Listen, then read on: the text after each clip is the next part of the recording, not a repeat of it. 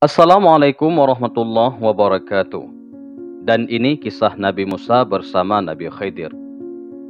Mengenai kisah Nabi Musa bersama Nabi Khidir, Allah Subhanahu wa taala berfirman, "Dan ingatlah ketika Musa berkata kepada muridnya, Aku tidak akan berhenti berjalan sebelum sampai ke pertemuan dua buah lautan, atau aku akan berjalan sampai bertahun-tahun.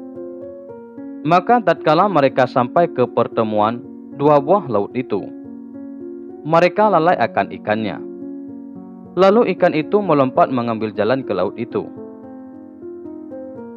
Ketika mereka berjalan lebih jauh, berkatalah Musa kepada muridnya, Bawalah kemari makanan itu.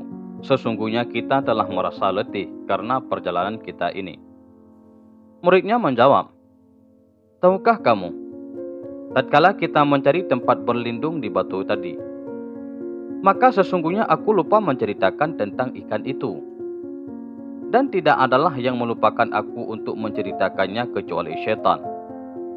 Dan ikan itu mengambil jalannya ke laut dengan cara yang aneh sekali. Kemudian Musa berkata, Itulah tempat yang kita cari. Lalu keduanya kembali mengikuti jejak mereka semula. Kemudian mereka bertemu dengan seorang hamba di antara hamba-hamba kami, yang telah kami berikan kepadanya rahmat dari sisi kami, dan yang telah kami ajarkan kepadanya ilmu dari sisi kami. Lalu Musa berkata kepada Khidir, Bolehkah aku mengikutimu, supaya kamu mengajarkan kepadaku ilmu yang benar di antara ilmu-ilmu yang telah diajarkan kepadamu? Dia menjawab, Sesungguhnya kamu sekali-kali tidak akan sanggup sabar bersamaku. Dan bagaimana kamu dapat sabar atas sesuatu yang kamu belum mempunyai pengetahuan yang cukup tentang hal itu? Musa berkata, Insya Allah, kamu akan mendapati aku sebagai orang yang sabar, dan aku tidak akan menentangmu dalam sesuatu urusan apapun. Dia berkata, Jika kamu mengikutiku, maka janganlah kamu menanyakan kepadaku tentang sesuatu pun, sampai aku sendiri menerangkannya kepadamu.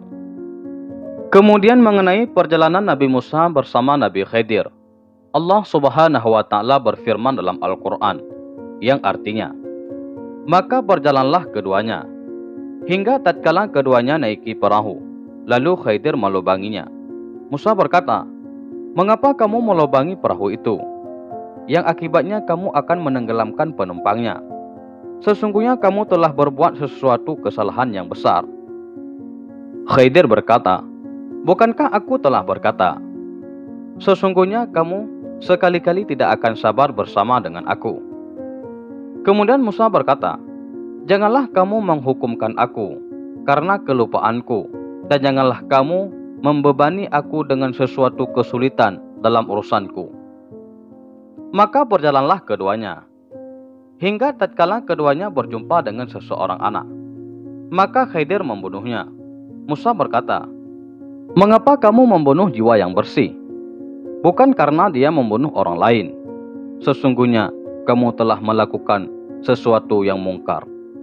Khidir berkata, Bukankah sudah kukatakan kepadamu bahwa sesungguhnya kamu tidak akan dapat sabar bersamaku? Musa berkata, Jika aku bertanya kepadamu tentang sesuatu sesudah kali ini, maka janganlah kamu memperolehkan aku menyertaimu.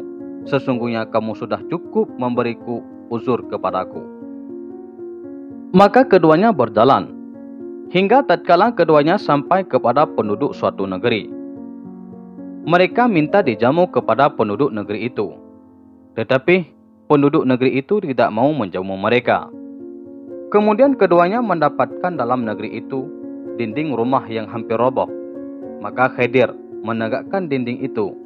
Musa berkata, Jikalau kamu mau, niscaya kamu mengambil upah untuk itu.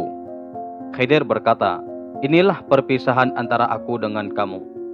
Aku akan memberitahu kepadamu tujuan perbuatan-perbuatanku yang kamu tidak dapat sabar terhadapnya.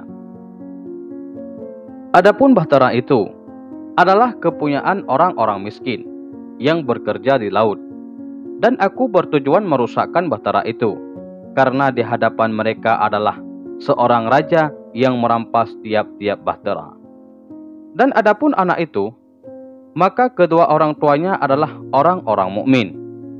Dan kami khawatir bahwa dia akan mendorong kedua orang tuanya itu dalam kesesatan dan kekafiran. Dan kami menghendaki supaya Tuhan mereka menggantikan bagi mereka dengan anak yang lain, yang lebih baik kesuciannya dari anaknya itu, dan lebih dalam kasih sayangnya kepada ibu bapaknya. Adapun dinding rumah itu adalah kepunyaan dua orang anak yatim di kota itu, dan di bawahnya ada harta benda simpanan bagi mereka keduanya. Sedangkan ayahnya adalah seorang yang saleh. Maka Tuhanmu menghendaki agar supaya mereka sampai kepada kedewasaannya dan mengeluarkan simpanannya itu sebagai rahmat dari Tuhanmu. Dan bukanlah aku melakukannya itu menurut kemauanku sendiri. Demikian itu adalah tujuan perbuatan-perbuatan yang kamu tidak dapat sabar terhadapnya.